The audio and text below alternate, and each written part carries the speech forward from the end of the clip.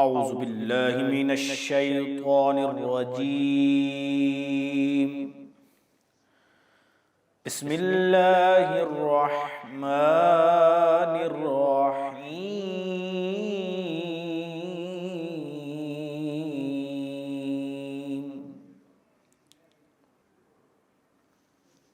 یا ایہا الذین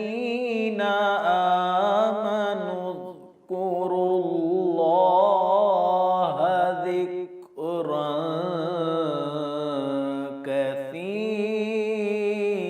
کثیرا وسبحوه بکرة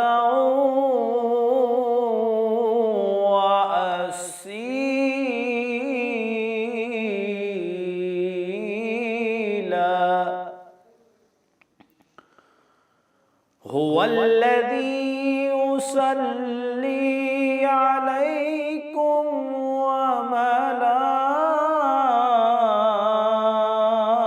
وملائكته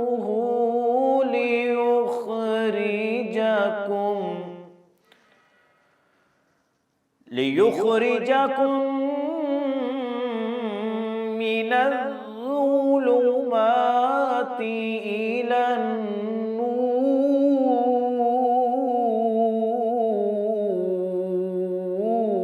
النور وكان بالمؤمنين رحيما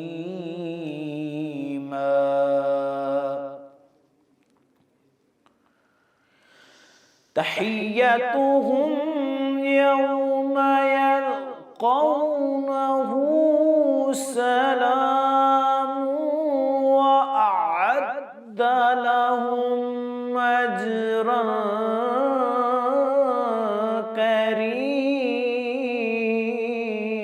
كريما يا أيها النبي إنا أرسلناك شاهدا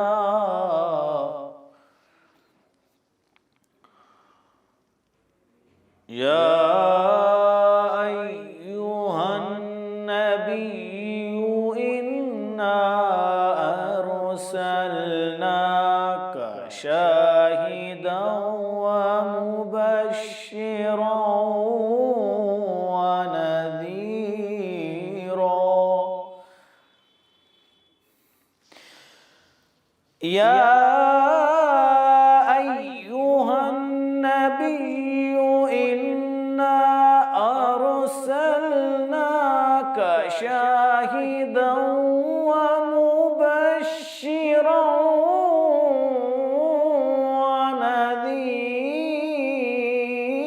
ونذيرا وداعيا إلى الله بإذنه وسراجا منيرا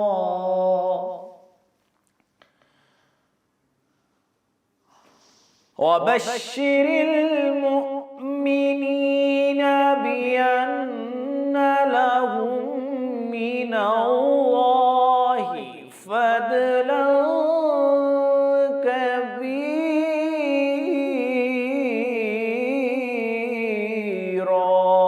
كبيرا وبشر المؤمنين بأن لهم من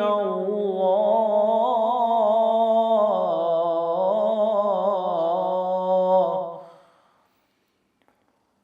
وبشر المؤمنين بأن لهم من الله فضلا كبيرا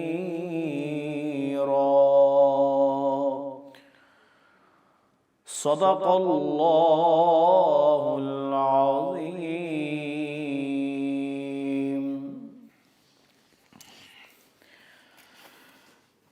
نحمدہ ونصلی ونسلم علی رسولہ الکریم، اما بعد فاعوذ باللہ من الشیطان الرجیم، بسم اللہ الرحمن الرحیم۔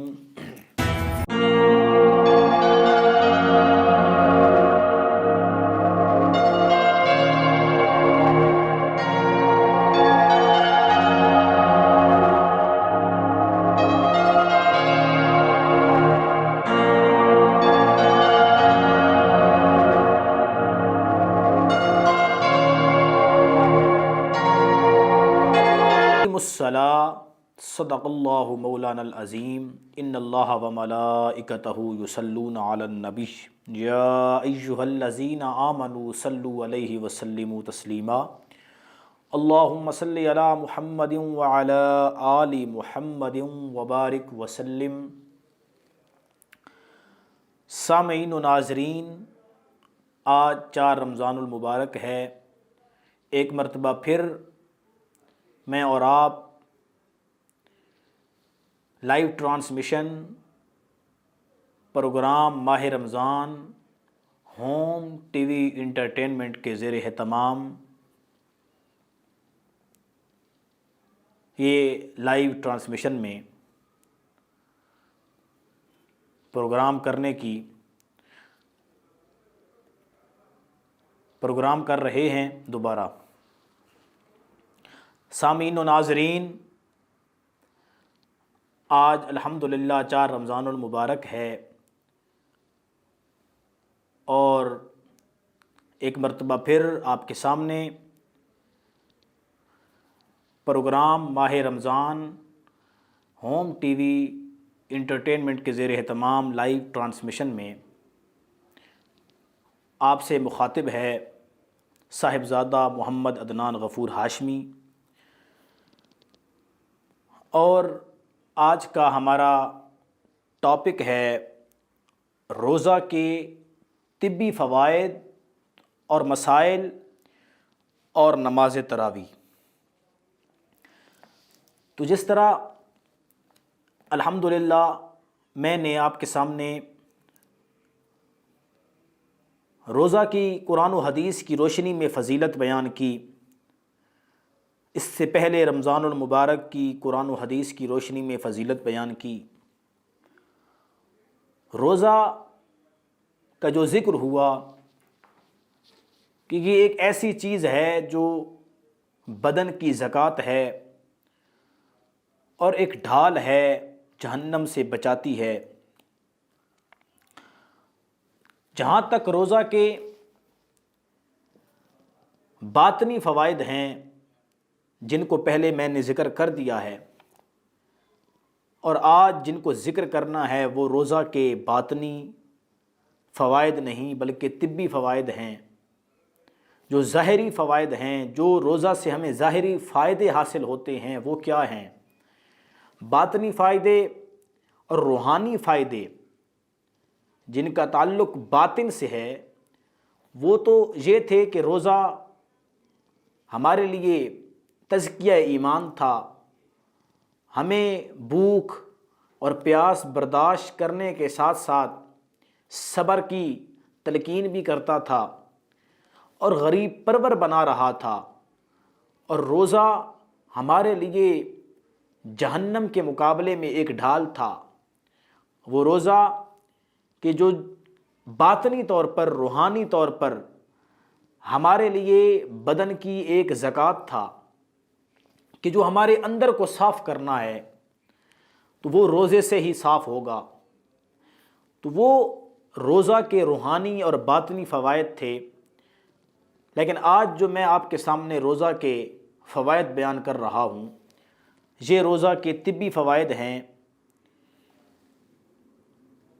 کہ روزہ سے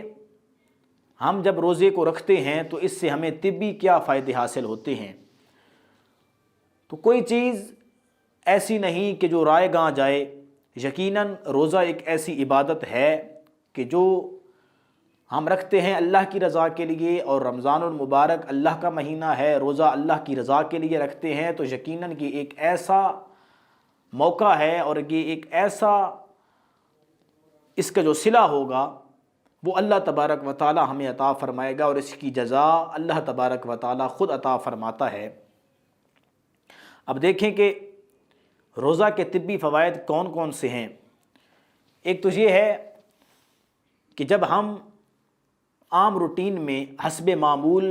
اپنے کھانے کو برقرار نہیں رکھتے، یا تو بہت زیادہ کھانا کھا بیٹھتے ہیں، یا اس سے ہٹ کر ہماری خوراک میں جو ایک ناپ تول ہونا چاہیے وہ نہیں ہے، تو اس وجہ سے ہمارے اندر بہت سی بیماریاں پیدا ہوتی ہیں۔ اگر دیکھا جائے تو آپ کا معدہ بہت خراب ہو جاتا ہے، ہمارا معدہ خراب ہوتا ہے۔ اس کی وجہ یہ ہے کہ ہم چکنائی اور زیادہ تلی ہوئی چیزیں کھاتے ہیں، اور اس سے ہٹ کر جب ہم اپنے کھانے میں خیال نہیں رکھتے، اور قرآن مجید فرقان حمید کی ایک چھوٹی سی آیت مبارکہ آیت کا ایک حصہ میں آپ کے سامنے بیان کر دیتا ہوں۔ قرآن میں ہے وَكُلُوا وَاشْرَبُوا وَلَا تُسْرِفُوا، سورۃ اعراف میں ہے، اللہ تبارک و تعالیٰ فرماتا ہے کھاؤ پیو لیکن زیادہ خرچ نہ کرو۔ تو اس سے مراد یہی ہے کھائیں پئیں لیکن اتنی زیادہ فضول خرچی نہیں کرنی چاہیے۔ تو اس میں جو فضول خرچی ہے وہ یہی ہے کہ ہمیں اپنے کھانے میں بھی ناپ تول کا خیال رکھنا چاہیے، کمی بیشی کا خیال رکھنا چاہیے۔ تو جو روزہ ہم رکھتے ہیں تو یقیناً آپ دیکھتے ہیں کہ صبح صادق سے لے کر غروب آفتاب تک، یہ درمیان میں جو جتنا بھی ٹائم ہے، 7 گھنٹے ہیں، 8 گھنٹے ہیں، 10 گھنٹے ہیں، 12 گھنٹے، جتنا بھی ٹائم بنتا ہے، اس لحاظ سے ہم بھوکے رہتے ہیں۔ تو ہم بھوک برداشت کرتے ہیں، جب پیاس برداشت کرتے ہیں تو اس سے ہمارے اندر بالکل معدہ خالی ہوتا ہے، اور ہمارے اندر قوت، توانائی اور طاقت اور ہمت نہیں ہوتی۔ لیکن جب روزہ افطار کرتے ہیں تو اس ٹائم ہمیں ہمارے جگر کے اندر ایک ٹھنڈک سی محسوس ہوتی ہے جب پانی سے افطار کرتے ہیں۔ تو میرا بات کرنے کا مقصد یہ تھا کہ درمیان میں جتنا بھی ٹائم گزرتا ہے تو اس ٹائم میں جب ہم بھوکے رہتے ہیں،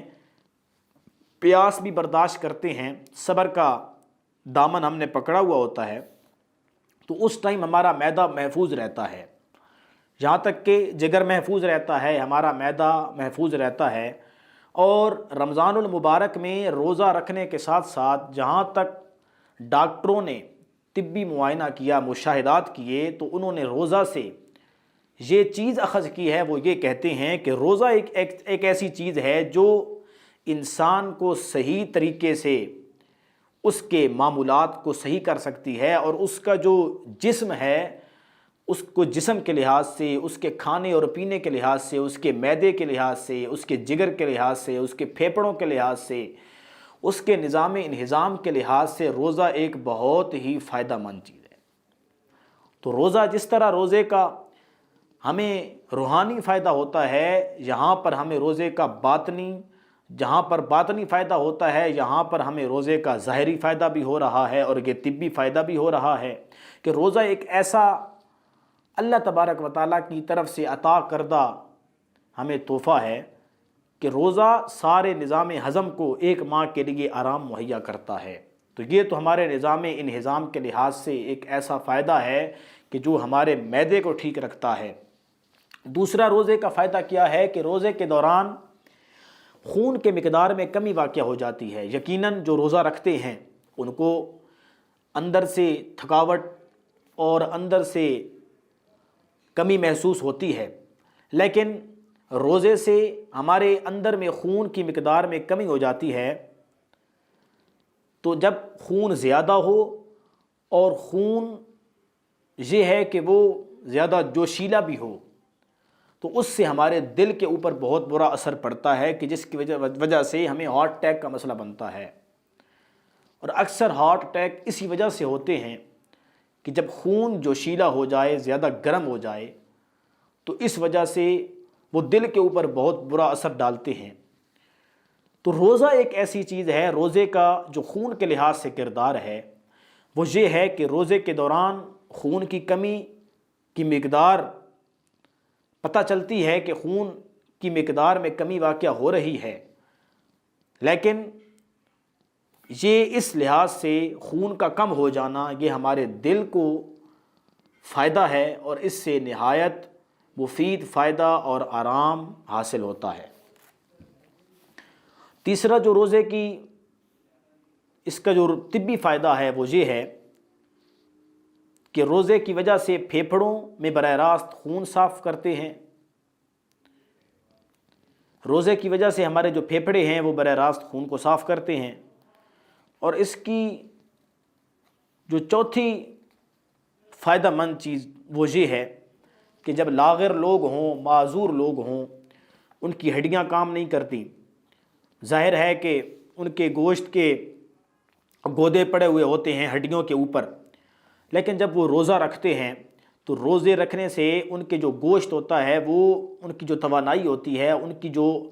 قوت اور ہمت اور طاقت ہوتی ہے وہ آہستہ آہستہ سے ختم ہوتی جاتی ہے، تو پھر ان کی جو ہڈیاں جو واضح طور پر صاف نظر آنے لگتی ہیں، اس لحاظ سے وہ اپنی ہڈیوں کی وجہ سے ان کو اندر قوت آنے لگتی ہے۔ ہڈیوں کے اندر ان کو جو مادہ ملتا ہے وہ اسی روزے کی وجہ سے ملتا ہے کہ روزہ ان کو دن میں بھوک اور پیاس، جب روزہ رکھتے ہیں بھوک اور پیاس ہوتی ہے تو پھر ساتھ ساتھ ہماری جو ہڈیاں ہیں، جو لاغر اور معذور لوگ ہیں، ان کے لیے یہ ایک فائدہ مند ہے کہ وہ ان کا جو گوشت ہے وہ تو ختم ہی ہو جاتا ہے، لیکن ان کی جو ہڈیاں ہیں وہ بھی ایک مضبوط شکل اختیار کر لیتی ہیں۔ اور اس کے علاوہ روزہ جو ہے یہ شوگر کو کنٹرول کرتا ہے، شوگر والے بندے کو کنٹرول کرتا ہے، اور اس کے علاوہ روزہ موٹاپے کو کم کرتا ہے۔ اس کے علاوہ روزے کے اور بھی بہت سارے جو ظاہری طور پر فائدے ہیں وہ بہت سارے ہیں۔ اس سے سرطان کا مرض دور ہوتا ہے، اس سے اور بہت سی بیماریاں دور ہوتی ہیں۔ تو یقیناً اللہ تبارک و تعالیٰ نے حضور علیہ الصلاۃ والسلام کی اس امت کو یہ جو روزہ عطا فرمایا، اس کو ہم ہلکا نہ سمجھیں، یہ معمولی چیز نہیں ہے، بلکہ اس سے ہمیں روحانی طور پر جتنے فائدے حاصل ہو رہے ہیں، ظاہری طور پر بھی اسی طریقے سے ہمیں بہت سارے فائدے حاصل ہو رہے ہیں، اور یقیناً اس سے ہمیں اللہ تبارک و تعالیٰ آخرت میں بہت سا صلہ بھی عطا فرمائے گا۔ اور روزے کا ایک بہت ہی بڑا فائدہ یہ ہے کہ جو لوگ تمباکو نوشی، جو لوگ سگریٹ نوشی اور نشہ وغیرہ کرتے ہیں وہ بھی اس چیز سے بچ جاتے ہیں۔ کیوں؟ ظاہر ہے کہ ہم عام روٹین کے مطابق جو لوگ نشہ کرتے ہیں اور سگریٹ پیتے ہیں تو وہ دن میں تقریباً پوری ایک ڈبی تقریباً ختم کر جاتے ہیں، یا اس کے علاوہ اگر وہ اوپن پیتے ہوں تو وہ نشہ کرتے ہوں کم از کم 10 سے 15 سگریٹ تو وہ استعمال کرتے ہیں۔ لیکن جو روزہ ہوتا ہے، روزہ کم از کم 10-12 گھنٹے کا یہ بن جاتا ہے، 8 گھنٹے کا، 9 اپنے اپنے ٹائم کے لحاظ سے، ہر ملک کے اپنے ٹائم کے لحاظ سے اس کے جو گھنٹے ہیں اتنے گھنٹوں میں بندہ جب روزہ رکھتا ہے تو ظاہر ہے کہ وہ تو بھوک بھی برداشت کرتا ہے، پیاس بھی برداشت کرتا ہے۔ ایک شخص ہے وہ سگریٹ پیتا ہے، لیکن جب روزہ رکھتا ہے تو وہ سگریٹ سے اجتناب کرتا ہے، تو ظاہر ہے کہ جتنے ٹائم وہ روزہ ہوگا تو اس ٹائم میں تو وہ سگریٹ نہیں پی سکتا۔ جب سگریٹ نہیں پیے گا تو اس سے یہی ہوگا کہ اس کے اس نشہ کرنے میں کمی آئے گی۔ جب نشہ کرنے میں کمی آئے گی اور پھر ماہ رمضان المبارک کی جو ایک پوری روٹین بنی ہوئی ہوگی، اس کے بعد جب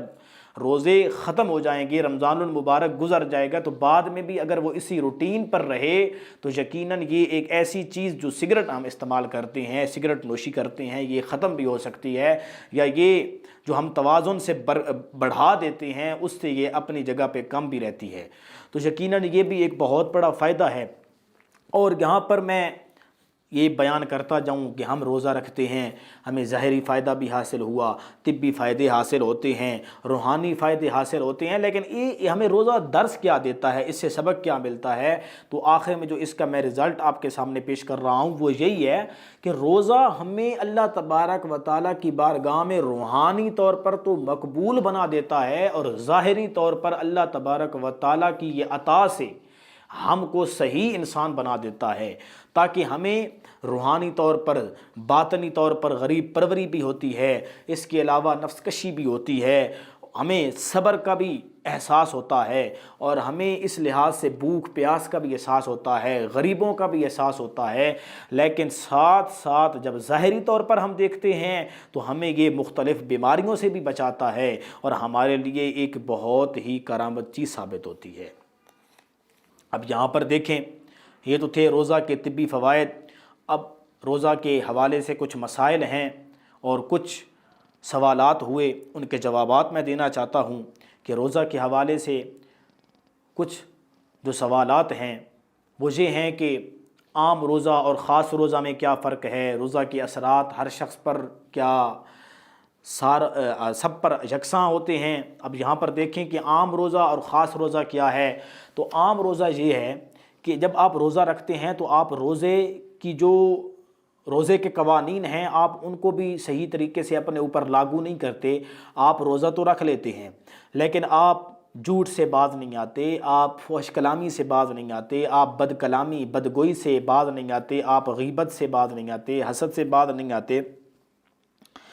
اس کے علاوہ آپ روزے میں امر بالمعروف و نہی عن المنکر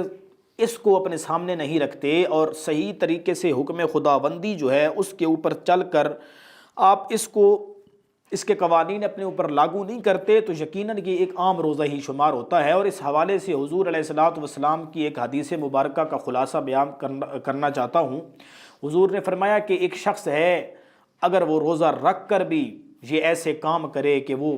بدگوئی کرے، بد کلامی کرے اور بغض اور اس کے علاوہ غیبت کرتا ہے، اگر وہ اللہ تبارک و تعالی کا ڈر اس نے اپنے اندر پیدا نہیں کیا، خشیت الہی نہیں ہے، تو یقیناً اس کا یہ بھوکا پیاسا رہنا اللہ کو منظور نہیں۔ اور اسی طریقے سے کوئی ایک ایسا بندہ بھی ہے کہ جو رات کو پوری رات جاگتا ہے، اللہ تبارک و تعالیٰ کی عبادت کرتا ہے، لیکن وہ اگر اس کی عبادت میں خشوع و خضوع نہیں تو یقیناً وہ عبادت بھی اس کی بارگاہ میں قبول نہیں ہے۔ تو یہ ایک خلاصہ بیان کرنے کا مقصد یہ ہے کہ عام روزہ جو ہے وہ اس کیٹیگری کا ہوتا ہے کہ ہم روزے میں جو ہمارا ایک صحیح طریقے سے ہمیں جو جن چیزوں کا خیال رکھنا چاہیے ہم ان کا خیال نہیں رکھ سکتے، تو وہ یقیناً عام روزہ ہے۔ لیکن وہ عام روزے کی اتنی اہمیت نہیں ہوتی جتنی خاص روزے کی اہمیت ہوتی ہے۔ اور وہ خاص روزہ کون سا ہے؟ وہ ایسا روزہ ہے کہ جو روزہ رکھنے کا ہمیں حکم دیا گیا ہے اس کے پورے قوانین بھی ہمارے اوپر لاگو ہوں کہ بھائی روزہ ہم نے رکھا، اب روزہ ہم نے رکھا ہے تو ہمیں امر بالمعروف کا بھی پتہ ہو، ہمیں نہی عن المنکر کا بھی پتہ ہو کہ اللہ تبارک و تعالیٰ نے جن کاموں کے کرنے کا ہمیں حکم دیا ہے ان کاموں کو کریں، اور جن کاموں سے بچنے کا ہمیں حکم دیا ہے ان کاموں سے ہم بچیں، تو تبھی تو ہم خاص روزہ رکھ سکتے ہیں۔ نہیں، اگر اس طرح نہیں ہوگا تو پھر ہم عام روزے میں شمار ہوں گے۔ تو خاص روزہ جو ہے یہ یقیناً ایک ایسا مرحلہ ہوتا ہے کہ جو اللہ تبارک و تعالیٰ کی بارگاہ میں مقبولیت کا شرف عطا فرما دیتا ہے۔ اور یہ ایک خاص روزہ جو ہے یہ ایسا روزہ، خاص روزہ ہی ایسا روزہ ہے کہ جو حضور علیہ الصلوۃ والسلام نے رکھا ہے، اور حضور علیہ الصلوۃ والسلام نے جن چیزوں سے رکنے کا ہمیں حکم دیا ان چیزوں سے بھی روزے کی حالت میں رک جائیں۔ تو یہاں پر یہ ایک اہم سوال تھا۔ تو یہ عام روزہ اور خاص روزہ میں ایک بہت بڑا فرق ہے۔ اور اب یہاں پر دیکھیں کہ جب آپ روزہ رکھتے ہیں یقیناً چاہے وہ عام حالت میں رکھیں یا وہ خاص حالت میں، یا وہ عام روزہ ہو یا وہ خاص روزہ ہو، روزے دار کو اس نیت سے روزہ رکھنا چاہیے کہ مجھ پر اللہ بھی راضی ہو جائے، اس کا محبوب بھی راضی ہو، یقیناً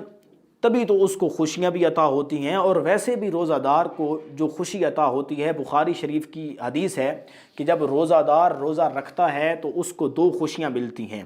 حضور علیہ الصلوۃ والسلام نے فرمایا للصائم، روزے دار کے لیے کتنی خوشیاں ہیں؟ یفرحہما،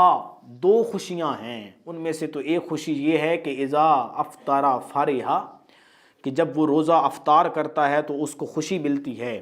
اور دوسری خوشی یہ ہے کہ وَإِذَا لَقِيَ رَبَّهُ، کہ جب وہ اپنے رب سے ملے گا، ملاقات کرے گا، تو فارحہ بصومہ، اپنے روزے کی وجہ سے خوش ہوگا۔ تو ایک روزے دار کے لیے خوشی یہ ہے کہ جب وہ روزہ افطار کرتا ہے تو اس کے لیے تو عید ہوتی ہے، وہ تو ظاہر ہے کہ پورا دن بھوک پیاس برداشت کی، جب افطاری کا ٹائم آیا افطاری پہ بیٹھے، تو جب ہم روزہ افطار کر رہے ہوتے ہیں تو ہمیں جب ہم پانی کا پہلا گلاس ہی پیتے ہیں جب ہم پانی پیتے ہیں تو پانی کا جو ایک قطرہ بھی ہمارے اندر چلا جائے، پورا دن کا ہم بھوکے، ہمارا بھوکا پیٹ، ہم نے پیاس برداشت کی، لیکن وہ پانی کا ایک قطرہ جب ہمارے اندر جاتا ہے تو ہمیں ایک ایسی قوت محسوس ہوتی ہے اور ہمیں ایک ایسی ٹھنڈک محسوس ہوتی ہے کہ جو ہمیں خوشی محسوس ہوتی ہے، اسی خوشی کا حضور نے یہاں پر ذکر فرمایا کہ روزے دار کے لیے ایک خوشی یہ ہے کہ وہ روزہ افطار کرتا ہے تو اس ٹائم اس کو خوشی ہوتی ہے، اور اس سے بڑھ کر جو دوسری خوشی ہے وہ یہ ہے کہ جب وہ اللہ تبارک و تعالیٰ کی بارگاہ میں پہنچے گا، میدان محشر ہوگا، اور وہ روزے دار کہ جو خاص روزے دار ہوگا، جو روزے کے قوانین کو بھی پورا کرتا ہے، جو اللہ کی بارگاہ میں پہنچے گا، تو پھر وہ وَإِذَا لَقِيَ رَبَّهُ، جب وہ اپنے رب سے ملاقات کرے گا تو فارحہ، تو پھر کیا ہوگا؟ وہ خوش ہوگا۔ کیوں خوش ہوگا؟ اس کا جو خاص روزہ ہوگا اس کے سامنے ہوگا، اس روزے کی بدولت وہ خوش ہوگا، اس روزے کو دیکھ کر خوش ہوگا کہ مالک میں نے تیرے اس رمضان کا صحیح طریقے سے احترام بھی کیا تھا، اور تیرے اس روزے کو میں نے صحیح طریقے سے اور خاص طور پہ رکھا تھا۔ اور پھر روزہ دار جو ہے، جنت کے 8 دروازے ہیں، مختلف اعمال کرنے والوں کو مختلف دروازوں سے داخل کیا جائے گا۔ حضور کی حدیث پاک ہے، حضور نے فرمایا لیکن جو روزے دار ہوگا اس کو کھڑا کر دیا جائے گا، آواز آئے گی کہ روزے دار کدھر ہے؟ اس کو ریان کے دروازے سے داخل کیا جائے گا۔ وہ ریان جو ہے وہ جنت کا ایک دروازہ ہے، جنت کے 8 دروازے ہیں، ان میں ایک دروازہ ریان بھی ہے، ریان جنت سے روزے دار کو داخل کیا جائے گا۔ جہاں پر ملا علی قاری محدث ہیں بہت بڑے، انہوں نے فرمایا کہ ریان کی وجہ تسمیہ کیا ہے، اس کا نام ریان کیوں ہے؟ تو انہوں نے فرمایا ریان کا مطلب تو ایک تو یہ ہے کہ اس کے ارد گرد بہت سارے سرسبز و شاداب درخت ہیں، کھیت ہیں، اور ایک یہ ہے کہ اس کے گرد اس کے سامنے نہریں جاری ہیں۔ تو یقیناً جو جنتی ہوتا ہے اس کے لیے تو نہریں ہی ہیں، اس کے لیے تو سرسبز و شاداب چیزیں ہیں، اس کے لیے تو جنت میں جو ٹھکانہ ہے وہ اللہ تبارک و تعالیٰ بہتر جانتا ہے۔ اور یہاں پر جو ریان ہے، یہ ریان جنت ہی روزے دار کے لیے ہے۔ روزے دار جو ہے وہ ریان جنت سے داخل ہوتا ہوا وہ جنت کے اندر اس کا داخلہ ہوگا، اور اللہ تبارک و تعالیٰ اس کا صلہ عطا فرمائے گا۔ تو یہاں پر یہ بھی ہو گیا کہ روزہ دار کے لیے جو خوشیاں ہیں وہ بھی میں نے آپ کے سامنے بیان کی۔ روزہ دار جو ہے وہ ریان جنت سے داخل ہوگا، یہ بھی بیان ہو گیا۔ روزہ کے طبی فوائد بھی آپ کے سامنے بیان کیے کہ اس کے بہت سارے فائدے ہیں، اور یقیناً ہمیں ان چیزوں کا خیال رکھنا چاہیے۔ اب یہاں پر یہ بھی ہے کہ ہمیں، اب اس کے بعد میں اپنے مسائل کی طرف بھی آتا ہوں، جو ہمارے روزہ کے حوالے سے بہت سارے مسائل پیش آتے ہیں اور بعض لوگوں کو اس کا پتہ نہیں ہوتا، تو ہمیں ان چیزوں کا جو ہے وہ بخوبی پتہ ہونا چاہیے، کیونکہ حضور علیہ الصلاۃ والسلام نے فرمایا کہ العلم فریضۃ علی کل مسلم، علم حاصل کرنا مرد و عورت پر، ہر مسلمان مرد و عورت پر فرض ہے۔ تو جب علم حاصل کرنا فرض ہے تو اس سے مراد یہ نہیں ہے کہ آپ درس نظامی کے 8 سال لگائیں، آپ اسلامک کورس کریں تو آپ کو 8 9 10 سال لگ جائیں، یہ نہیں ہے۔ اس سے مراد یہ ہے کہ آپ کو زندگی میں جتنے بھی آپ کو مسائل پیش آتے ہیں ان چیزوں کا علم ہونا ضروری ہے۔ اب دیکھیں اب یہاں پر میں ضمناً بیان کرتا جاؤں، انشاءاللہ نیکسٹ پروگراموں میں یہ میں بیان کروں گا۔ یہاں پر ہمیں کس علم کا ہونا ضروری ہے؟ وہ یہی ہے کہ ہمیں روزے کا پتہ ہو، ہمیں نماز کا پتہ ہو، ہمیں حج کا پتہ ہو، ہمیں زکوٰۃ کا پتہ ہو۔ روزے کے متعلق جتنے بھی مسائل ہیں چھوٹے چھوٹے، ان کا ہمیں پتہ ہونا چاہیے۔ اور اسی کے ساتھ ساتھ اگر وہ خواتین ہیں، فیمیل ہیں، تو ان کو اپنی جو ان کے ساتھ مسائل پیش آتے ہیں ان کو اپنے مسائل کا، حیض کا، نفاس کا، ان چیزوں کا پتہ ہونا چاہیے۔ اور ساتھ ساتھ یہ بھی ہے کہ ہمیں نکاح کا پتہ ہونا چاہیے، طلاق کا۔ تو یہ جو چھوٹی چھوٹی چیزیں ہیں ان کا ہمیں پتہ ہونا چاہیے، اور اسی کو حضور علیہ الصلاۃ والسلام نے ہر مرد و عورت پہ فرض قرار دیا، اور یہ ہمارے لیے ضروری بھی ہے۔ تو یہاں پر جو اس سے پہلے کہ مین چیز جو میں بیان کرنا چاہتا تھا وہ یہ ہے کہ اجتماعی افطاری جب ہم کرتے ہیں اس کے بھی بہت سارے فائدے ہیں، اور کھجور سے روزہ افطار کرنے کی بھی حکمت بہت سی ہے، کیونکہ ایک سوال آیا کہ کھجور سے روزہ افطار کرنے کی حکمت کیا ہے، تو یہ بھی میں آپ کے سامنے بیان کروں گا۔ اور اجتماعی افطاری کے جو فوائد ہیں وہ بھی بہت سے ہیں، کیونکہ حضور علیہ الصلاۃ والسلام نے فرمایا کہ ایک بندے کا کھانا 2 بندوں کے لیے، 2 بندے کا کھانا 4 بندوں کے لیے، 4 بندوں کا کھانا 8 بندوں کے لیے۔ تو یہ آپ نے جو جفت لحاظ سے بیان فرمایا کہ 2 کا کھانا 4 کے لیے، 4 کا کھانا 8 کے لیے، تو اس میں یہ تھا بھائی 2 کا کھانا 4 کے لیے کافی ہوتا ہے، 4 کا کھانا 8 کے لیے۔ 2 بندے بیٹھے ہیں، اگر 4 ہو جائیں، کھانا 2 کا ہے، 4 ہو جائیں تو وہ چاروں کے لیے کافی، اس میں برکت ہوگی، کمی نہیں ہوگی۔ اور اگر 4 بندے بیٹھے ہیں، 4 اور آ جاتے ہیں تو 8 ہو گئے، جب 8 کھائیں گے تو اس میں برکت ہوگی، کمی نہیں ہوگی۔ تو یہ حضور نے بیان فرما دیا۔ اجتماعی افطاری کے بھی بہت سارے فائدے ہیں، جہاں تک ہمیں ظاہری فائدے دوسرے حاصل ہوتے ہیں، روحانی فائدے، اجتماعی افطاری کے بھی بہت سارے فائدے ہیں۔ اور یہ اجتماعی افطاری کے جو فائدے ہیں، یہ ایسے فائدے ہیں کہ جو مسلمان بھائیوں میں پیار محبت پیدا کرتے ہیں۔ اب وہ کیسے؟ اب آپ دیکھیں کہ جب آپ کسی کو روزہ افطار کراتے ہیں، آپ کے سامنے آ کر بیٹھتا ہے، تو ظاہر ہے کہ آپ اور وہ اکٹھا روزہ افطار کر رہے ہیں، تو یقیناً آپ کے دل میں اس کے لیے محبت پیدا ہوگی، اس کے دل میں آپ کے لیے محبت پیدا ہوگی۔ اس لیے تو حضور نے فرمایا تھا کہ تم اپنے روزے دار بھائی کا روزہ افطار کرواؤ۔ ہاں، جب تم اپنے روزے دار بھائی کا روزہ افطار کرواؤ گے تو تمہیں اس کے روزے کے بدلے جو اس نے روزہ رکھا ہے، اسی طریقے سے تمہیں بھی اس کے ایک روزے کے بدلے کا ثواب دیا جائے گا۔ اور دوسرا حضور نے یہ فرمایا کہ اس شخص کی گردن جو ہے وہ جہنم سے آزاد ہو جائے گی۔ کس شخص کی گردن؟ کہ جو کسی مسلمان بھائی کا روزہ افطار کروائے گا۔ اور صحابہ نے عرض کی کہ یا رسول اللہ، ہم ایسا اگر نہ کر سکیں، ہم روزے دار کو اگر اس کو صحیح طریقے سے اس کی افطاری نہ کروا سکیں حضور، حالات کچھ ایسے ہیں وہاں، اس ٹائم تو غربت بھی تھی اور چیزیں بھی اتنی نہیں ہوتی تھیں، ظاہراً حضور علیہ الصلوۃ والسلام خود کھجور سے روزہ افطار کیا کرتے تھے اور سحری بھی کیا کرتے تھے، اور حضور علیہ الصلوۃ والسلام خشک کھجوریں نہ ہوتی تو آپ تر کھجور نہ ہوتی تو خشک کھجوروں سے آپ افطاری کیا کرتے تھے، یا کبھی کبھار ایسا بھی ہوتا کہ کھجوریں نہ ہوتی تو حضور علیہ الصلوۃ والسلام پانی سے روزہ افطار کر لیا کرتے تھے اور پانی سے سحری کیا کرتے تھے۔ تو صحابہ نے عرض کی یا رسول اللہ، اتنی چیزیں نہیں ہوتی تو پھر ہم کیا کریں، اس کا کوئی حل بتائیں۔ تو حضور نے فرمایا اگر تم نے کسی روزے دار کا روزہ افطار کرایا، چاہے تم نے پانی کا 1 گھونٹ بھی پلا دیا، چاہے تم نے اس کو 2 کھجوریں کھلا دی، اس کو 3 کھجوریں کھلا دی، تو یقیناً اس کا تم نے روزہ افطار کروا لیا ہے۔ تو میرے بھائیوں، یہ اپنے اندر ایک عادت پیش کرو، اپنے اندر ایک عادت پیدا کرو۔ اس عادت کو پیدا کرو گے تو یقیناً تمہارے اوپر اللہ کا رسول خوش ہوگا، اللہ تبارک و تعالیٰ بھی خوش ہوگا، کیونکہ یہ ایک ایسی عادت ہے کہ جو ہماری آپس میں پیار محبت کو بڑھاتی ہے، ٹھیک ہے، اور اس کے علاوہ ہمارے آپس میں ایک دوسرے کے ساتھ جو رویے ہیں اور اچھے تعلقات ہیں ان کو اور مضبوط کرتی ہے یہ اجتماعی افطاری اور یہ اجتماعی دعوت۔ تو اس لحاظ سے یہ اس کے بڑے فائدے ہیں۔ اور آگے جو کھجور سے روزہ افطار کرنے کی حکمت، یہ بھی اب یہاں پر جو کھجور کے جو فائدے ہیں وہ میں آپ کے سامنے بیان کرنا چاہوں تو ختم نہیں ہو سکتے۔ کیوں کہ کھجور کھجور کا جو درخت ہے، کھجور جو چیز ہے، یہ ایک ایسی چیز ہے کہ جس کا اللہ تبارک و تعالیٰ نے بھی قرآن میں ذکر فرمایا ہے اور متعدد مقامات پر ذکر فرمایا، اور یہ انبیاء کی بھی خوراک رہی، اور سب سے بڑھ کر یہ کہ یہ حضور علیہ الصلوۃ والسلام کی خوراک رہی ہے۔ کھجور کے جو ہمیں طبی فوائد حاصل ہوتے ہیں وہ یہ ہیں کہ ظاہر ہے کہ جو ہمارا میدا چکناہٹ والی چیزوں اور تلی ہوئی چیزوں سے ختم ہو جاتا ہے، میدا جو ہے وہ گل سڑ جاتا ہے، تو جگر کے اندر جو ہمیں ایک تبخیر سی محسوس ہوتی ہے، تو جب ہم کھجور کھاتے ہیں تو اس کھجور سے یہ ہوتا ہے کہ ہمارے معدے کے اندر وہ نظام ٹھیک رہتا ہے، ہمارا معدہ ٹھیک رہتا ہے، اور جگر کے اندر جو ایک تبخیر کی صورت پیدا ہونی ہوتی ہے، اس میں جو ہائیڈرو کلورک ایسڈ ہے اس میں وہ ایک کمی واقع ہوتی ہے اور ہمیں تبخیر سے بچاتی ہے۔ اور اس کے علاوہ یہ کھجور جو ہے یہ دماغ کو بھی تیز کرتی ہے، بلغم کو دور کرتی ہے، اور اس کے علاوہ یہ جو خون ہوتا ہے، خون میں انیمیا ایک کمی سی ہوتی ہے، اس کو بھی دور کرتا ہے۔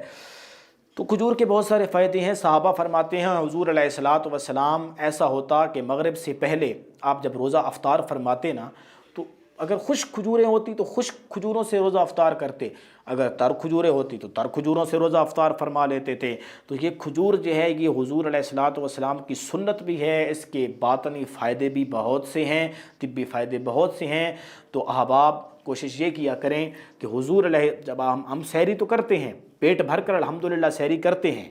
ہم سحری میں کون سی چیز ہے کہ جو ہم نہیں استعمال کرتے, لیکن جہاں ہم سحری میں یہ چیزیں استعمال کرتے ہیں تو سحری میں ہم کھجوریں بھی استعمال کیا کریں, کم از کم 3 کھجوریں, کیونکہ 3 کھجوریں حضور نے استعمال فرمائیں.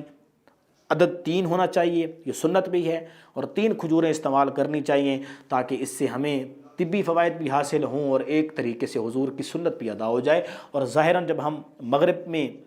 جب افطاری کرتے ہیں تو افطاری کے وقت بھی ہمیں کم از کم 3 کھجوروں کا استعمال ضرور کرنا چاہیے. دیکھا جاتا ہے عموماً کہ ایک کھجور کھا لی روزہ افطار ہو گیا بس, لیکن نہیں. تو بھائیو, جہاں تک ہمیں یہ چیزیں ایسی ہوتی ہیں کہ جو ہمیں صحیح طریقے سے حضور علیہ الصلوۃ والسلام کے اسوہ حسنہ پہ چلنے کے لیے بتائی جاتی ہیں اور ہم آپ کو بتاتے ہیں, تو یہی ہوتا ہے کہ ہم حضور کی سنت پہ چلیں, اور اس لحاظ سے تاکہ ہمیں ایک طریقے سے حضور کی جو سنت ہے وہ بھی ہم سے ادا ہو جائے, دوسرا یہ کہ ہمیں اس کا طبی فائدہ بھی حاصل ہو جائے.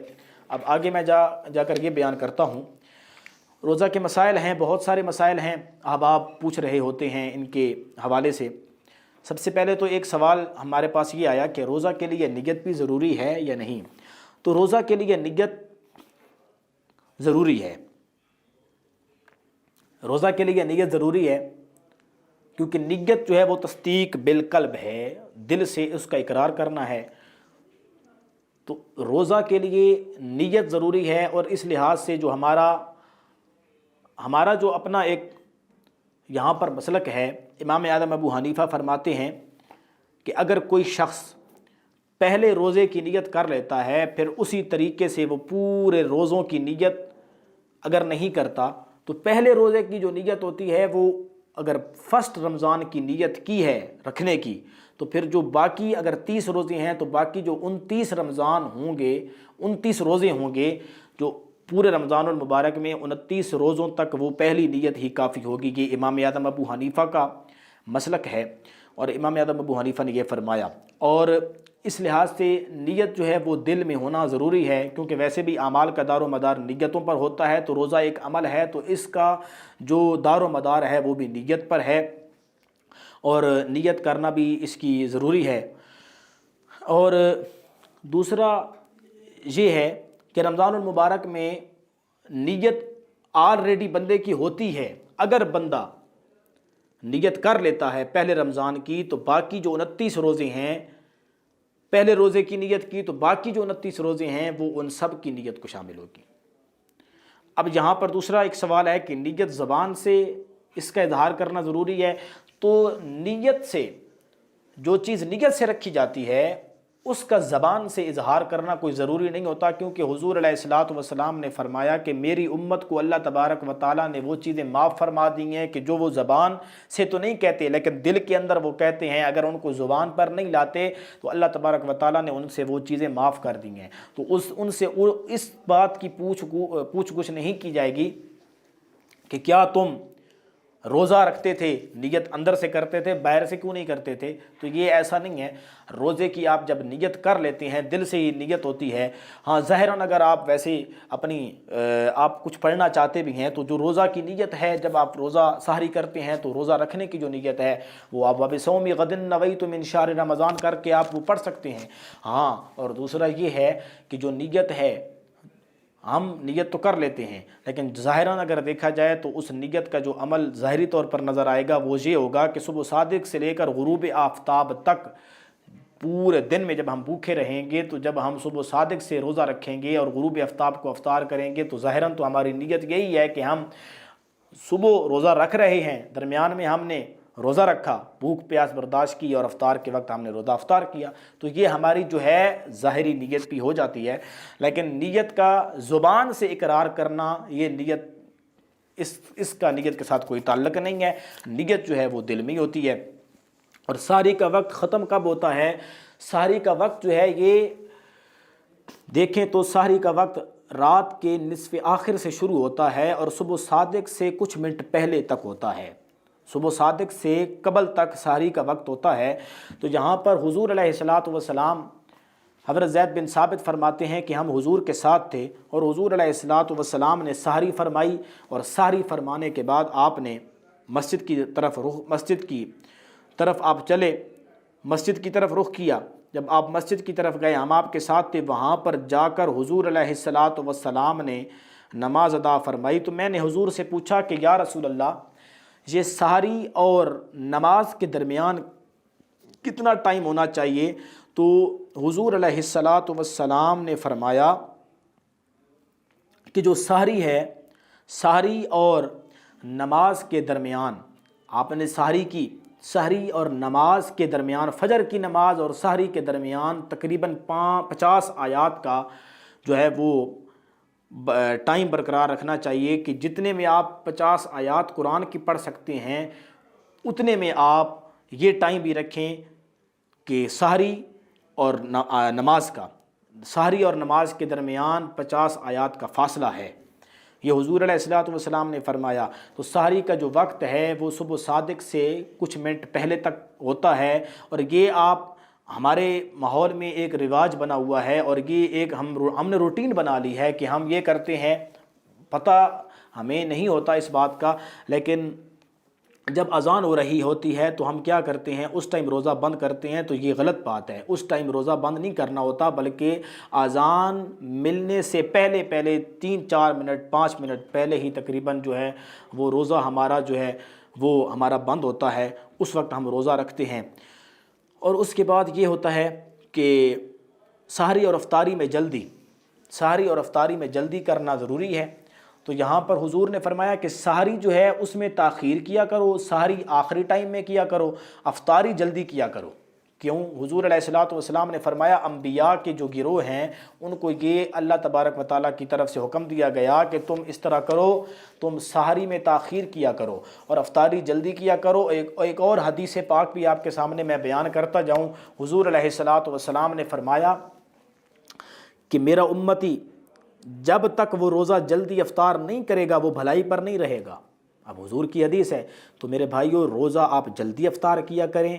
تاکہ آپ بھلائی پر رہیں حضور کی حدیث کی روشنی میں، اور آپ سحری جو ہے وہ تاخیر سے کیا کریں تاکہ یہ حضور کے حکم پر ہمارا جو ہے وہ ایک عمل ہو جائے۔ اور دوسرا یہ ہے کہ وہ کون سے امور ہیں جن سے روزہ ٹوٹ جاتا ہے؟ تو یہ ویسے بہت سارے امور ہیں کہ جن سے روزہ ٹوٹ جاتا ہے۔ ظاہراً اگر آپ گالی کسی کو دیتے ہیں، غیبت کرتے ہیں، آپ روزہ رکھ کر کسی کو برا بھلا کہتے ہیں، تو آپ کا روزہ جو ہے وہ کون سے امور ہیں کہ جن سے روزہ ٹوٹ جاتا ہے؟ دوبارہ وہ کون سے امور ہیں کہ جن سے روزہ مکروہ ہوتا ہے؟ وہ ایسے امور ہیں کہ جن سے روزہ مکروہ ہوتا ہے کہ ظاہراً اگر آپ اپنے منہ میں کچھ چیز چباتے رہتے ہیں، کوئی پتھر سا چباتے ہیں، کوئی کاغذ چباتے رہتے ہیں، کوئی ربڑ سا چباتے ہیں، جب چباتے رہتے ہیں تو اس سے آپ کا روزہ مکروہ ہو جاتا ہے۔ اور دوسرا یہ ہے کہ آپ اگر ناک اور اپنے منہ میں جب کلی کرنے کے لیے پانی ڈالتے ہیں، ناک صاف کرنے کے لیے پانی ڈالتے ہیں، تو اس میں جب مبالغہ کر دیتے ہیں، زیادہ پانی ڈالتے ہی ڈالتے رہتے ہیں، تو اس سے روزہ مکروہ ہو جاتا ہے۔ اور اس کے بعد تیسرا یہ بھی ہے کہ آپ کسی کو گالی دیتے ہیں، بدگوئی کرتے ہیں، فحش کلامی کرتے ہیں، تو روزہ آپ کا ٹوٹ جاتا ہے۔ اور اس کے علاوہ وہ کون سے امور ہیں کہ جن سے روزہ کی قضا کا حکم ہے؟ روزہ کی قضا کا حکم تب ہوتا ہے کہ جب آپ کنکری یا پتھر کو منہ میں ڈال دیتے ہیں، اور اسی طرح اگر آپ کے دانتوں سے خون نکلا تو خون آپ نے باہر نکالنے کی باوجود آپ نے اندر ہی اپنے حلق میں ہی اتار دیا، تو اس سے آپ کا روزہ ٹوٹ جائے گا، اس کی قضا لازم آئے گی۔ اور اگر اسی لحاظ سے آپ نے بھولے سے کچھ کھا پی لیا، پھر یہ سمجھا کہ روزہ ٹوٹ گیا، تو پھر آپ نے قصداً کھا لیا۔ پہلے تو آپ نے بھولے سے کچھ کھا لیا، جب آپ نے کچھ بھول کر کچھ، ویسے آپ کو ایک بات بتاتا جاؤں کہ جو کچھ بندہ بھول کر کھا لیتا ہے تو اس کے اوپر کوئی قضا نہیں ہوتی، نہ اس کے اوپر کفارہ ہوتا ہے، نہ اس کے اوپر قضا ہوتی ہے روزے کی۔ کیوں کہ حضور سے پوچھا گیا تو حضور علیہ الصلوۃ والسلام نے فرمایا کہ جو شخص بھول کر کچھ کھا پی لیتا ہے تو وہ یوں سمجھے کہ اس کو اللہ نے کھلایا اور پلایا ہے،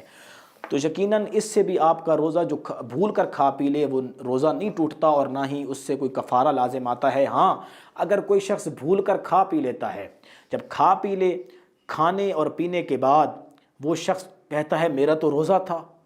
اب جب روزہ اس نے کہا کہ روزہ تھا اور اب روزہ میرا ٹوٹ گیا، اب وہ کہتا ہے میرا روزہ ٹوٹ گیا، اور اب وہ کہتا ہے کہ اب میرا روزہ نہیں ہے، تو اب لہٰذا ٹوٹ گیا ہے مجھے جب میں نے بھول کے کھایا پیا، تو اب لہٰذا میں اور کچھ کھا پی سکتا ہوں۔ جب وہ اور کچھ کھاتا پیتا ہے تو اس کے اوپر روزے کی قضا لازم آ جاتی ہے، اب وہ رمضان کے بعد اس کی قضا کرے گا۔ کسی کی آنکھ اٹھی، کسی کی آنکھ کھلی جب اس نے دیکھا کہ ابھی تو سحری کا وقت ہے، حالانکہ وہ نہیں جانتا، باہر اس نے دیکھا نہیں ہے کہ سورج نکلا ہوا ہے، لیکن وہ یوں سمجھتا ہے میں ابھی اٹھا ہوں تو سحری کا وقت ہے، اس نے کچھ کھا پی لیا اور اس کے بعد اس نے روزہ کی نیت کر لی، تو یہ بھی روزہ نہیں ہوتا، اس کی روزہ کی قضا لازم آئے گی، کیونکہ باہر روزے کا ٹائم نہیں ہے۔ اگر ابر آلود ہے، غبار ہے، آسمان پہ دیکھا نہیں، افطاری کا وقت کا نہیں پتہ چل رہا کہ افطار کس ٹائم کرنا ہے، تو وہ کیا کرتا ہے، وہ روزے کو افطار کر بیٹھتا ہے۔ لیکن جب بعد میں دیکھتا ہے کہ سورج اب مطلع صاف ہوا، اب آسمان صاف ہو گیا، اور کیا ہوا کہ ادھر سے اعلان بھی ہو رہے ہیں اور اعلانات کے ساتھ ساتھ اذانیں بھی ہوئیں، تو اس نے اب روزہ افطار اب کرنا تھا لیکن اس سے پہلے کر لیا، اس کو پتہ بھی نہیں، اس نے ابر آلود اور غبار کی وجہ سے، تو اس کے اوپر بھی روزہ کی قضا لازم آئے گی۔ اب یہاں پر ایک اور بات بیان کرتا جاؤں کہ آپ روزے کی جب قضا کریں گے، یہ تو وہ چیزیں ہیں کہ جن سے روزہ کی قضا کا حکم ہے،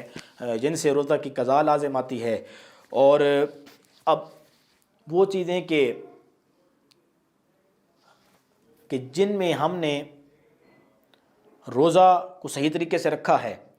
ہاں اگر صحیح طریقے سے ہی نہیں رکھا اور ہمارے اوپر قضا لازم آئی، تو جب ہم روزہ کی قضا کریں گے تو اس کا ہمیں کون سا طریقہ اپنانا چاہیے؟ تو حضرت عائشہ صدیقہ رضی اللہ تعالی عنہا کا ایک طریقہ تھا، وہ فرماتی ہیں کہ میں جب روزوں کی قضا کرتی تو میں روزوں کی قضا، اور یہاں پر بتاتا جاؤں کہ وہ روزوں کی قضا کیوں، کس وجہ سے، کہ وہ حالت حیض میں یا اس طریقے سے اگر وہ روزے چھوڑ دیتی تھیں تو پھر وہ بعد میں جب روزے اپنے پورے کرتی تھیں، تو حضرت عائشہ صدیقہ فرماتی ہیں کہ میں نے تو یہی مہینہ اچھا سمجھا ہے اور افضل سمجھا ہے کہ رمضان المبارک کے بعد جو شعبان کا مہینہ ہے، یہ ایک محترم مہینہ ہے، افضل مہینہ ہے، تو اس مہینے میں بھی میں روزے رکھتی تھی، اور حضور ویسے بھی اس مہینے میں کثرت سے روزے رکھتے تھے، تو میں ان روزوں میں اپنے پچھلے رمضان المبارک کے روزوں کی قضا کرتی تھی۔ تو اگر آپ روزے نہ رکھ سکتے ہوں تو پھر آپ ماہ رمضان المبارک کے روزوں کی جب قضا کرنا چاہیں تو آپ شعبان المعظم کے مہینے میں بھی اس کی قضا کر سکتے ہیں، تو یہ بھی ایک بہت اچھا طریقہ ہے۔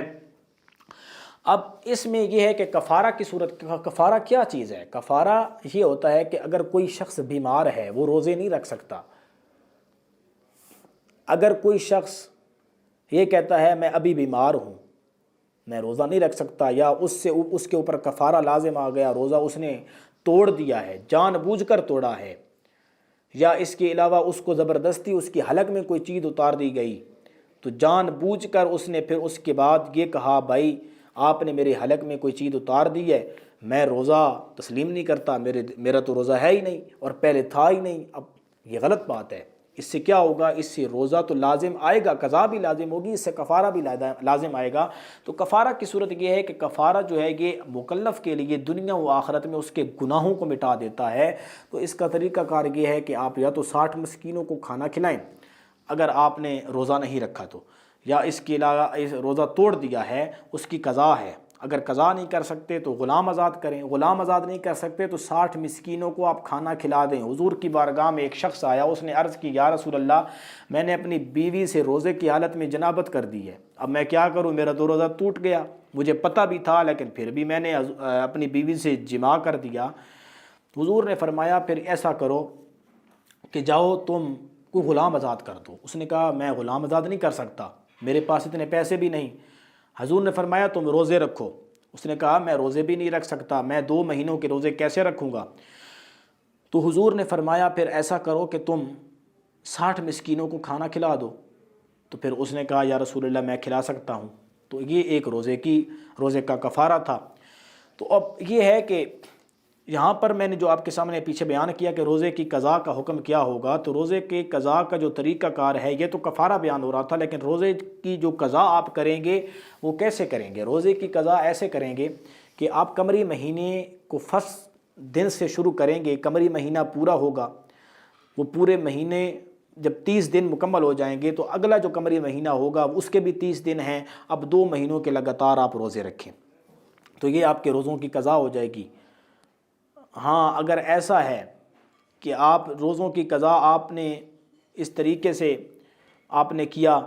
کہ آپ نے قمری مہینے کے روزے رکھے، درمیان والے مہینے کے آدھے روزے رکھے، تو پھر اس سے اگلے مہینے کے آدھے روزے رکھ لیں، مطلب آپ نے پورے 2 مہینوں کو پورا کرنا ہے۔ اگر حیض و نفاس والی عورت ہے تو وہ کیا کرے، اس میں وہ یہ کرے کہ اگر اس کو جن دنوں میں حیض آیا تو ان دنوں کو چھوڑ دے، ٹھیک ہے، ان دنوں کو چھوڑے جن دنوں میں حیض آیا، روزے کو چھوڑ دے، روزہ نہ رکھے، لیکن بعد میں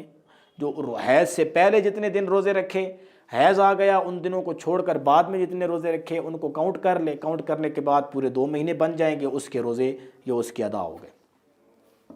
اب یہ ہے کہ شریعت میں مسکینوں کو کھانا کھلانے کی کیا مقدار ہے، تو یہ 60 مسکینوں کو کھانا کھلانا، 2 ٹائم کا پیٹ بھر کر کھانا کھلانا ہے۔ اور اس کے علاوہ کیا کفارہ کے طور پر 60 مسکینوں کا کھانا ایک ہی مسکین کو دیا جا سکتا ہے، تو یہ بھی بالکل دیا جا سکتا ہے۔ اور جو رمضان کے روزے بغیر مجبوری یا مرض کے چھوڑے تو اس کے لیے حضور نے کیا فرمایا؟ حضور علیہ الصلوۃ والسلام نے فرمایا کہ جو شخص رمضان کا روزہ بغیر مجبوری کے چھوڑ دیتا ہے، بغیر مجبوری کے چھوڑ دے، بغیر کسی مرض کے چھوڑ دے، تو اس کے لیے آپ نے فرمایا من افطر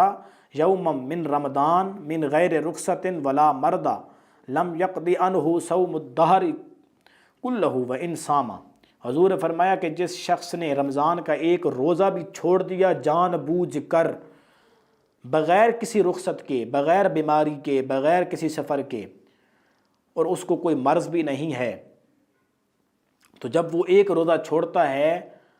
تو پھر وہ اس کا ایک روزہ جو اس نے چھوڑ دیا تو وہ ایک روزہ پورے رمضان کو نہیں پہنچ سکتا۔ ہاں اگر وہ جتنے بھی روزے رکھ لے، صوم الدہر، وہ زمانے کے سارے زمانے کے روزے رکھ لے، اس کا وہ اس ایک روزے کا جو بدلہ ہے اس کو نہیں دیا جا سکتا، اس کا ایک روزہ ان سارے جتنے بھی زمانے کے روزے ہیں ان کو نہیں پہنچ سکتا۔ یہ ہے کہ اس ایک روزے کی اتنی اگر حیثیت اور فضیلت ہے تو پھر باقی جو روزے ہوں گے ان کی کتنی فضیلت ہوگی۔ اب جو مریض ہے وہ یہ ہے کہ وہ اپنا فدیہ دے دے،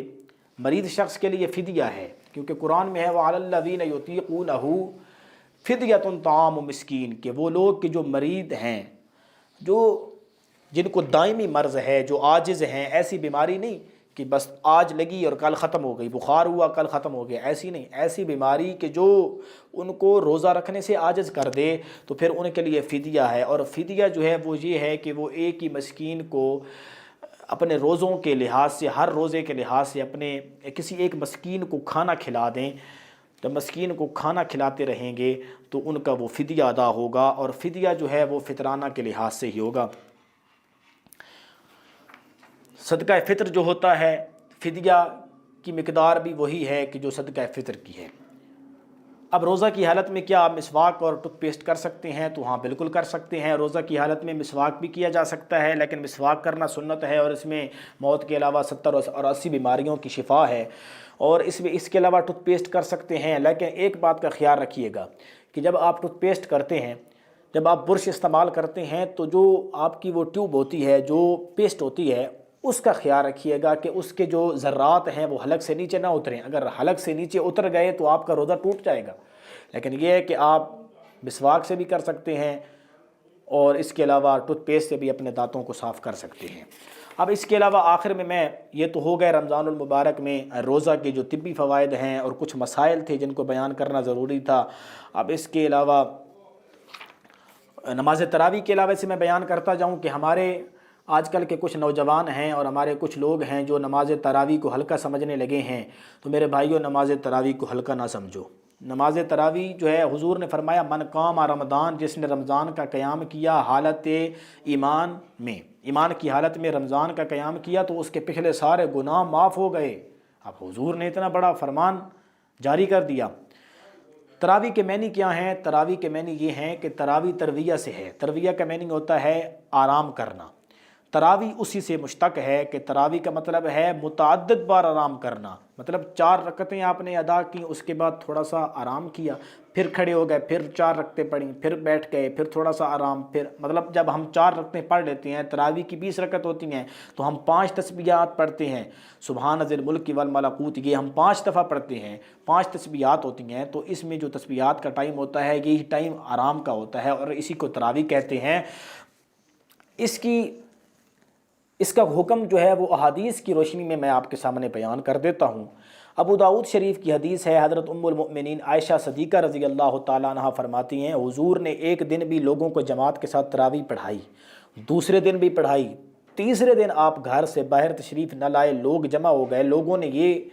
کہا کہ حضور باہر تشریف نہیں لائے، لیکن حضور نے اپنے گھر میں تراویح ادا فرمائی، 20 رکعت ادا فرمائی، لیکن جب چوتھا دن آیا آپ باہر تشریف لائے تو آپ نے لوگوں کو فرمایا کہ کل رات جب تیسری رات تھی، تیسری تراویح تھی، میں کیوں نہیں آیا باہر؟ اس وجہ سے نہیں آیا کہ میں باہر آتا تو تمہارے اوپر یہ تراویح فرض ہو جاتی، لہٰذا میں اس خوف سے، اس اندیشے کی وجہ سے نہیں آیا، لہٰذا تراویح جو ہے یہ سنت مؤکدہ ہے۔ اب دوسری ایک حدیث ہے، بخاری کی حدیث ہے، حضور علیہ الصلوۃ والسلام نے فرمایا، یہ بھی ام المؤمنین سے مروی ہے، حضرت ام المؤمنین فرماتی ہیں کہ حضور کی جو رمضان المبارک میں رات کا قیام ہوتا تھا، حضور نے جو فرمایا کہ قیام کیا کرو، اور حضور خود جو قیام کرتے، جو خود آپ مطلب نماز ادا فرماتے، وہ اس کی جو رکعات ہوتی تھی وہ 20 رکعات ہوتی تھیں، 20 تراویح آپ نے ادا فرمائی۔ امام ابن حجر عسقلانی نے التلخیص کے اندر لکھا کہ یہ حدیث صحیح ہے، اور اس حدیث کے مطابق ہمیں 20 رکعت نماز تراویح ادا کرنی چاہیے۔ طبرانی شریف کی حدیث ہے، عبداللہ ابن عباس فرماتے ہیں، حضور علیہ الصلوۃ والسلام 3 وتر کے علاوہ 20 رکعت نماز ادا فرماتے تھے، نماز تراویح رمضان المبارک میں۔ صائب بن یزید فرماتے ہیں کہ ہم حضور کے زمانے میں تو 20 رکعت نماز تراویح ادا کرتے تھے، لیکن اس ٹائم ہم جماعت کے ساتھ نہیں پڑھتے تھے، علیحدہ علیحدہ تراویح پڑھتے تھے، لیکن جب حضرت عمر فاروق رضی اللہ تعالیٰ عنہ کا دور آیا تو حضرت عمر فاروق نے پھر اس 20 رکعت نماز تراویح کو ایک جماعت کی شکل دے دی۔ حضرت عمر فاروق کے دور میں یہ ایک جماعت کی شکل اختیار کر گئی۔ تو ایک بات یاد رکھیے گا، اب آپ یہ نہ سمجھیں کہ اب حضرت عمر فاروق نے اگر تراویح کی جماعت بنائی تو ہم جماعت کے ساتھ تراویح نہ پڑھیں، کیونکہ وہ تو ایک صحابی ہیں، کوئی یہ حکم جو ہے وہ نص قطعی نہیں ہے یا حدیث سے ثابت نہیں ہے، تو یہ بات غلط ہے۔ حضور نے فرمایا کہ علیکم بسنتی و سنت خلفاء الراشدین المہدیین، حضور نے فرمایا لوگوں میری سنت اور میرے خلفاء راشدین کی سنت کو لازم پکڑو، لازم رکھو، جو میری سنت ہے اس کے اوپر بھی عمل کرو، میرے خلفاء راشدین کی سنت پر بھی عمل کرو۔ تو حضور کی حدیث کے مطابق ہمیں ان کی سنت پر عمل کرنا چاہیے، لہٰذا ہمیں تراویح ادا کرنی چاہیے، اور جو تراویح ادا نہیں کرتا یہ سنت مؤکدہ ہے، جو تراویح ادا نہیں کرتا وہ یقیناً گناہ گار ٹھہرتا ہے۔ اور روزے کا جو ایک مکمل ہونا، روزے کا جو ایک خشوع و خضوع ہے، یقیناً میں تو سمجھتا ہوں کہ وہ تراویح سے ہی حاصل ہوتا ہے۔ جب بندہ تراویح پڑھتا ہے تو اس میں حضور کی حدیث کے مطابق رات میں قیام بھی ہو جاتا ہے، صبح کا روزہ بھی ہو جاتا ہے۔ تو یہاں پر ایک اور حدیث بھی بہقی کی حدیث ہے، یہ حضرت صائب بن یزید کی، انہوں نے فرمایا کہ ہم حضرت عمر فاروق رضی اللہ تعالیٰ عنہ کے دور میں جماعت کی صورت میں 20 رکعت نماز تراویح پڑھتے تھے۔ اب یہ ہے کہ رمضان میں تراویح کے دوران تلاوت کتنی کرنی چاہیے؟ ہاں، یہ ایک مسئلہ ہے کہ اگر آپ رمضان المبارک میں تراویح پڑھ رہے ہیں تو جو امام صاحب ہیں ان کو چاہیے کہ کم از کم قرآن اتنا پڑھیں اور اتنی آیات پڑھیں، یا 1 پارہ پڑھیں، 1.5 پارہ پڑھیں، یا 1.25 پارہ پڑھیں، تاکہ لوگ پیچھے اکتاہٹ محسوس نہ کریں۔ تو قرآن میں ان چیزوں کا خیال رکھنا چاہیے، اور رمضان میں اور تراویح میں قرآن کا اس لحاظ سے بھی خیال رکھنا چاہیے۔ ہاں، اور دوسرا یہ ہے، یہاں پر رمضان المبارک میں جو شبینے کا ہمارے پاس ایک ہوتا ہے انتظام، شبینہ کرتے ہیں، تو لاؤڈ سپیکر پر باہر کے لوگوں کو سنانا یہ خلاف سنت بات ہے۔ حضور کے دور میں شبینہ نہیں ہوتا تھا، یہ آج کل کے دور میں جو ہمارے رواج ہیں شبینہ کے،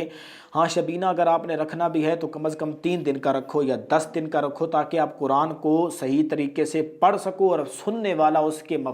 معانی اور اس کے مفاہیم کو سمجھ سکے، اس کو سمجھے کہ قرآن میں کیا ہے۔ تو مسلم کی حدیث ہے، حضور علیہ الصلوۃ والسلام نے فرمایا فَأَقْرَأَهُ فِي كُلِّ سَبْعٍ۔ ایک حضرت عبداللہ ابن عمر بن العاص صحابی ہیں، وہ رمضان میں ان کا طریقہ کار یہ تھا کہ وہ ہر روز قرآن ختم کرتے، تو حضور نے ان کو بلایا اور فرمایا اس طرح نہ کیا کرو، کوشش کیا کرو اگر تمہیں بہت ہی جستجو ہے اور استطاعت ہے قرآن پڑھنے کی تو 10 دن میں پڑھ لیا کرو، یا پہلے 20 دن میں ایک قرآن پاک ختم کیا، پھر آخری 10 دنوں میں ایک قرآن پاک ختم کیا کرو، اس طرح مہینے میں 2 قرآن ہو جائیں گے آپ کے۔ ہاں اگر تمہیں بہت ہی شوق ہے اور بہت ہی تم محب ہو قرآن کے، بہت ہی جستجو اور استطاعت رکھتے ہو، تو پھر یہ ہے کہ تم قرآن پاک کو 7 دن میں ختم کیا کرو۔ تو حضور نے فرمایا فَأَقْرَاهُ فِي كُلِّ سَبْعٍ، کہ تم قرآن کو 7 دفعہ، مطلب حضور نے فرمایا تم قرآن کو دوبارہ، حضور نے فرمایا کہ تم قرآن کو فَأَقْرَاهُ فِي كُلِّ سَبْعٍ 7 دن میں مکمل کر لیا کرو۔ تو یہ حضور نے اس کی ایک لمٹ بتا دی۔ اب یہاں پر ایک آخری سوال ہے اور اس کے بعد ہمارا یہ پروگرام اختتام کو پہنچے گا کہ کیا عورت بھی نماز تراویح کی جماعت کرا سکتی ہے؟ تو بالکل کرا سکتی ہے، لیکن عورت کا جو طریقہ کار ہوگا، عورت جو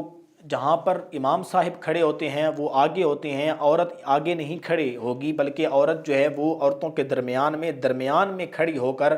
وہ نماز تراویح کی امامت بھی کروا سکتی ہے۔ اور یہ اگر آپ پوچھنا چاہیں کہ بھئی یہ اس کے اوپر کیا دلیل ہے، تو میں آپ کو بتا دوں کہ ازواج مطہرات جو ہے وہ تراویح کی نماز باجماعت ادا کرتی تھیں، اور جماعت کے ساتھ ان میں ایک حضور علیہ السلام کی پیاری زوجہ محترمہ حضرت عائشہ صدیقہ جو ہے وہ عالمہ بھی تھیں، فاضلہ بھی تھیں، وہ خود تراویح کی امامت کرتی تھیں، وہ آگے کھڑے ہو کر ازواج مطہرات اور دوسری عورتوں کو نماز تراویح کی امامت کرواتی تھیں، آگے نہیں کھڑی ہوتی تھیں بلکہ وہ درمیان میں کھڑی ہوتی تھیں۔ حضرت عائشہ صدیقہ رضی اللہ تعالیٰ عنہ عورتوں کے درمیان میں کھڑے ہو کر، اور حکم بھی یہی ہے کہ عورت جب تراویح کی جماعت کروائے گی تو وہ عورتوں کی درمیان میں کھڑی ہوگی، وسط میں کھڑی ہوگی، اور وسط میں کھڑی ہو کر وہ امامت کروائے گی۔ تو یہ ایک طریقہ کار ہے۔ تو یہاں پر ہم نے آج رمضان المبارک کے حوالے سے، جو رمضان المبارک میں آج الحمدللہ ہمارا روزہ اور ہمارے جو ہم روزے رکھ رہے ہیں، اللہ تبارک و تعالیٰ اس کو قبول و منظور فرمائے۔ تو آج کا جو ہمارا یہ موضوع تھا وہ تھا کہ روزہ کے فوائد، طبی فوائد اور روزہ کے مسائل، اور اس کے علاوہ نماز تراویح کے اوپر جو ہمارا